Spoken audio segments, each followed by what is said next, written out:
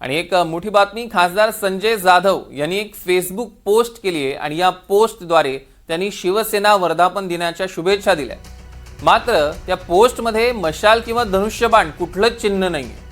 कुठलीही कायदेशीर अडचण टाळण्यासाठी त्यांनी विशेष खबरदारी घेतल्याचं बघायला मिळतंय। संजय जाधव यांची फेसबुक पोस्ट सध्या चर्चेत आहे।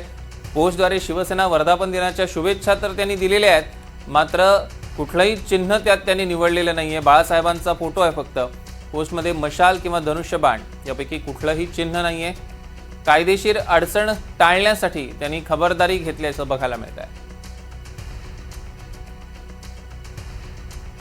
आपण बघतोय की बाळासाहेबांचा फक्त फोटो वापरण्यात आलाय। आपण पोस्टमध्ये बघतोय अखंड शिवसेना अटळ हिंदुत्व असं कॅप्शन सुद्धा दिलेलं आहे आणि